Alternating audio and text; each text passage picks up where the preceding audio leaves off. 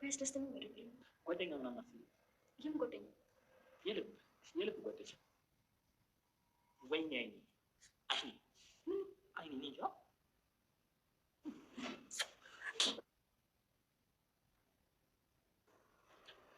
በጣም ይቅርታ ትንሿ፣ በጣም ይቅርታ። አንተ ግን ለኔ ቆሻሻ ልጅ ነህ። አስቤ ያደረኩት ምንም ነገር የለም። በጣም ይቅርታ አድርግልኝ ትንሿ። በጣም ይቅርታ። ምንድን ነው ያደረካት?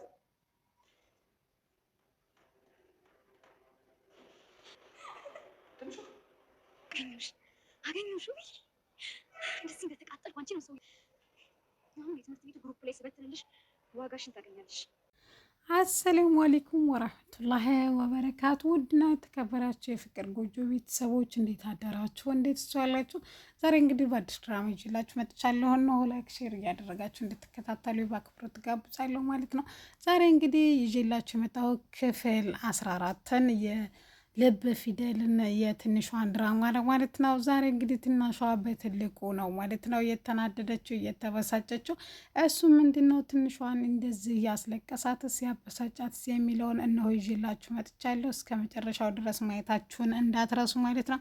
እንግዲህ ልዑል ማለት ነው ወደ ክፍል ያለችበት ወይም እያጠናች ባለችበት መጥቶ ማለት ነው ምንድነው ወይም ምን እየሰራች ነው ሲላትም እየተማርነው እየከለስኩ ነው ስትለውም እሱም ቀደም አድርጎ ከትምህርትና አንቺ መቼም አትፋቱም በማለት ወይም የልብ ጓደኛ ለምን አይኖርሽም ሲላትም ፈገግ ብላ ለማንኛውም ባለሁበት ባይከፋኝም አያስደስተኝም፣ ስለዚህ ያለሁበት ምንም ቢሆን ምንም ጥሩ ላይ ነኝ በማለት ብትመልስለትም ነገር ግን እሱ ግን እሷን አይኔን አመመኝ ብሎ አይኑን ረፍ እንድትልለት ወይም ቆሻሻውን ወይም ጉድፉ እንድታወጣለት ስትል እሱ ግን በድጋሚ ጉንጯን ይስማታል ማለት ነው። እሷን በጣም ትናደድና በጥፊ ትመታዋለች ማለት ነው። መቅዲ ደግሞ ቪዲዮ እንድትቀርጽና የትምህርት ቤቱ ግሩፕ ላይ ቴሌግራም ላይ እንድትለቀው አድርገዋን። ይሄን እንግዲህ ያየው ኢሱ ባሏ ወይም ፍቅረኛዋ ጧት ላይ ከቤት ከመውጣታቸው በፊት እናታቸው በር ላይ ቤታችሁ ወይም ክፍላችሁ ተቀመጡ ብላ ስታስገድዳቸው ጥያቄ ሲጠያየቁ ነበርና ትወጂኛለሽ ወይ እኔ ጋር ስትሆኚ ሰላም ይሰማሻል ወይ በማለት ጠይቋት ነበረ። እሷም ልሰብበትና ወይም ከትምህርት ቤት መልስ ሌላ ጊዜ እመልስልሃለሁ አሁን ስለረፈደብኝ ልሄድ ስትል ለኢሱ እንግዲህ መልስ ሰጥታው ነበር ማለት ነው። ኢሱ እንግዲህ በቴሌግራም በግሩፕ የተለቀቀውን አይቶታም ማለት ነው። አክሊሉም በጣም ተናዶና ተበሳይቶ ማንን ነው እንደዚህ ያደረጋት? ማነው እንደዚህ ያበሳጫት? ልዑልስ ምን አርገሃት ነው ቢለውም ልዑልም መልስ ሳይሰጥ ከዛ ተክፍል ይወጣም ማለት ነው። እንግዲህ ቹቻ ደግሞ ያደራ ልጃችንን ትንሿን እንኳንም ሰው ሊያስቀይማት ቀርቶ እንቅፋት ራሱ እኛን ካላስፈቀደ ምንም ማድረግ አይችልም ወይም መምታት አይችልም። እሷ ያደራ ልጅ ናት፣ ማንም ቢሆን እንትን ሊላት አይችልም እያለ ነው ማለት ነው። ቹችና አብርሽ ደግሞ እንግዲህ እንትናን ወይም ፍቅርን ማለት ነው በፍቅር አጥምደው መጀመሪያ የጣላት ብለው ተወራርደውባታል ወይም ጌም ተጫውተውባታል ማለት ነው። እሷ ግን ይሄን ምንም አላወቀችም። ትምህርት ላይ ጎበዝ ወይም ሰነፍ እንደሆነና ሱሰኛ እንደሆነ ከትምህርት ቤት ግቢ ላይ በሰዓት ወይም ትንሽ ጊዜ በኋላ እየወጣ እያስቸገረ ጸባይ እንዳለው ነው የተነገራት ማለት ነው። እሷም ይሄን አመሉን ትቶ ትምህርት ቃጥለጥ ብሎ እንዲማር በማሰብ የቻልኩትን ሁሉ አስብ አግዝሃለሁ አብርሽዬ በማለት ታብርሽና ቹቻ ተጎንህ ነን ይሉታል ማለት ነው። ነገር ግን እሱ ግን ምንም አይነት በሽታ ኖሮበት ወይም ሱስ ኖሮበት ሳይሆን ከግትና ጋር እሷም መጀመሪያ በፍቅር ያጠመደ ተሸናፊ ወይም አሸናፊ ለመሆን ቹቻና አብርሽ እንትን ያላቸው የተጫወቱት ማለት ነው። አክሊሉ ደግሞ ከእንትና ጋር እንግዲህ የመጀመሪያው የፍቅር መርሁ ይሄ ነው ወይ ይሄ ነገር ቢቀርብኝስ እያለ ነው። ምክንያቱም አክሊሉ ከዚህ በፊት ፍቅረኛ ወይም ኖሮት አያውቅም፣ ስለ ፍቅርም ምንም አያውቅም። ነገር ግን ሴቶችን ለየብቻችን አብረን እንሂድ ስትለው አይ ለምን ሁላችንም ወደ ትምህርት ቤት ስለሆን አንድ ላይ እንሄዳለን ባላትም እሷም ተቀይመውና አኩርፈዋለች ማለት ነው።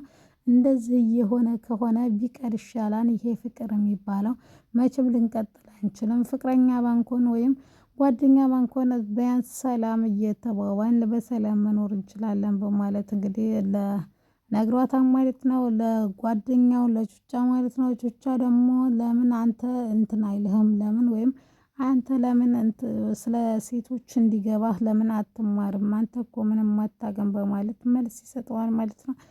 ቹቻ እንግዲህ በተደጋጋሚ ያው ስለ ትንሿ እያወሩ ነው ማለት ነው። ትንሿ ደግሞ እንግዲህ የእንትናን ልጅ ማለት ነው ወይም የእናቱ ማለት ነው በር ላይ ቢሳሳቱም እነዚህ ልጆች ወጣት ናቸው በማለት እንግዲህ ኢሱና ትንሿ ክፍል ላይ በር ላይ ተኝታ አድራ ትንሿ እንግዲህ ጠዋት ተነስታ ትምህርት ቤት እንዳይረፍድባት በጠዋት ተነስታ ባሏንም ቀስቅሳ ወይም ፍቅረኛዋን ገና ባልና ሚስት ባይሆንም ያው እንደ ባልና ሚስት እየኖሩ ነው ማለት ነው። ስከፍት በር ላይ ነበር እንቅልፍ ስለወሰዳት ወደ ክፍላቸው ትወስዳለች ማለት ነው። እሷም ግራ ገብቷት እንዴት ትገፈትርኛለች ምናምን ማለት በመጮህ ትጮህባታለች ማለት ነው። ኢሱም መጥቶ እማዬ እሷ እኮ ውስጥ ነበረ ምን ሆነሽ ነው አሁን ከእግርሽ ደግሞ ወደ ጭንቅላትሽ ምንድነው የሚዛባብሽ ብሎ እንግዲህ እናቱን ወደ ክፍል እንድትገባ ቢጠይቃትም እናንተ ከዚህ ከክፍል እንዳትወጡ ብላ እንግዲህ ታግታችኋለች እዛ ክፍል ውስጥ ማለት ነው ቁርስ እስከሚሰራ ድረስ። እንግዲህ አብዬ ደግሞ መጥቶ ምንድነው ነገሩ ምን እየሆነ ነው እያለ ቢላቸውም እማዬ ዛሬ ምን እንደሆነች አላቅም በጧት በማለት መልስ የሚሰጧቸውን መልስ ይሰጣሉ ማለት ነው።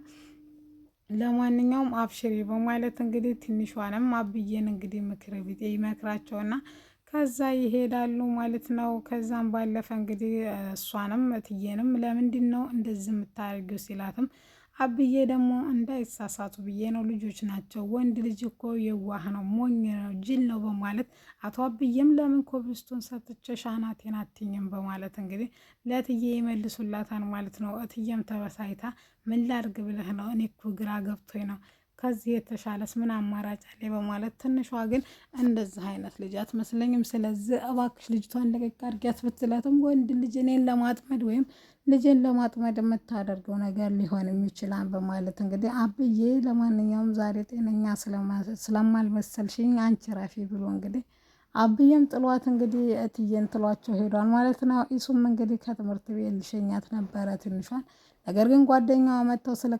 ስለለከፈችው ከእሷ ጋር ብዙም ስለማይግባቡ እንኳን በቅኔው በአማርኛውም ሳንግባባ እንዴት በቅኔ እንነጋገራለን በማለት ሰላም መዋል ስለምፈልግ ከዚህ ከቤት ወይም ከዚህ ከክፍል ውጣ ማለት ነው።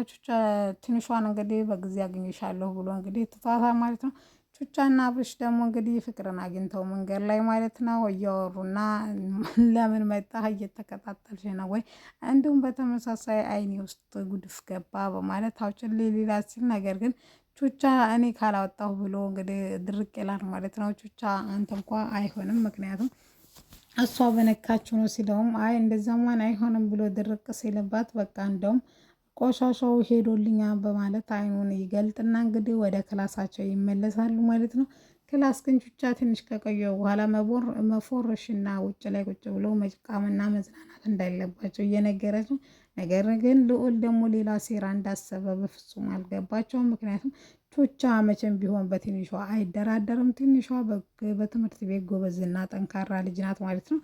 ምክንያቱም ከትምህርት ቤት ራሱ ከደረጃ እየወረደች እያለ ማለት ነው ከአብርሽ ጋር ተጋይታ ደብተሯን ቢወርቅበት ቹቻ እንግዲህ ጓደኛው ላይ ሳይቀር ማለት ነው ጮሆበታን እሷን ማንም ሰው መንካት የለበትም ሊነካትም እንዳያስብ በማለት እንግዲህ ቹቻ ዘራፍ ትልበታለች ማለት ነው። ትንሿ እንግዲህ እየተብሰለሰለች እና እያሰበች ምን ማድረግ እንዳለባት ግራ ገብቷት ፍቅሩን መቀበል አለባት የኢሱን ወይስ እንዴት ነው እያለች ዙሪያ ገብቶባት ነገር ግን አሁን ግን ምንም አማራጭ እንደሌላትና የህይወት አማራጯ ኢሱ ብቻ ሲከፋትም ሲደላትም እሱ ጋር ሄዳ እንደምታወያየውና ከሱ ውጭ ማንም ሰው እንደሌላት ለኢሱ ለራሱ ነግረዋለች።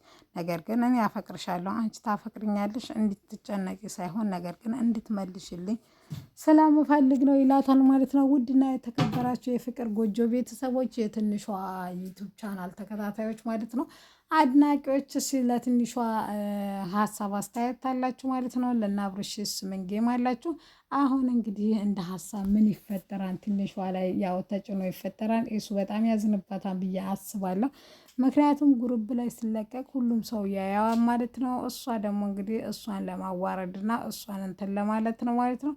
እዚህ ጋር ደግሞ አብርሽ እንግዲህ ምን ማድረግ እንዳለባቸው ምክንያቱም እንደዚህ አይነት ነገር ሲደርስ እኛ የት ነበር ነው ብለዋል ማለት ነው። ራሷን እንደ ከሴት በላይ አድርጋ የምታስበው እያሉ እየተብሰለሰሉ ነው ማለት ነው። ብሌን ደግሞ እንግዲህ ልዑልን አፍቅራ ማለት ነው። ልዑል ደግሞ እሷን ቼክ የማያደርጋትም እኔ እኮ በጣም የሀብታም ልጅና ቆንጆ ነኝ፣ እኔ ማንም ትቶኝ ሄዶም አያውቅም፣ ማንም ትቶኝም ሊሄድም አይችልም፣ አንተ ማንህና ነው እያለች እንግዲህ ከልዑል ጋር እየተጨቃጨቀኝ ነው። ልዑል ደግሞ አንቺ ጤነኛ አይደለሽም፣ እኔ አንቺን አልፈልግም፣ አታውሪኝም፣ አታናግሪኝም፣ ሂጂልኝ ይላታል ማለት ነው። እሷም ይሄን በመባሏ እንግዲህ ክብሯ የወረደባት መስሏት እንግዲህ እየተበሳጨች ነው ወይም እየተብሰለሰለች ነው ማለት ነው። ጋይስ እንግዲህ እናንተ በዚህ ሀሳብ ላይ ካላችሁ ሀሳባችሁን አቅርቡ። ምን ትላላችሁ? አሁን ትንሿም እንደዚህ ኮናለች። በዛ ላይ ደግሞ እትዬና አብዬ ራሱ ሲሰሙ በጣም ጉድ ነው። እትዬማም በጣም ነው የምታዝንባት ማለት ነው። አብዬ እንኳ አንደርስታንድ ያደርጋታን ብዬ ተስፋ አድርጋለሁ ማለት ነው። በቀጣይ ደግሞ እንግዲህ ክፍል 15ን ይዘንላችሁ እንመጣለን ማለት ነው። እናንተ ግን የምር አትከፍሉበትም። ላይክ ሼር እያደረጋችሁ ሀሳብ አስተያየት ካላችሁ ደግሞ ኮሜንት ሳጥን ላይ እያስቀመጣችሁ ማለት ነው።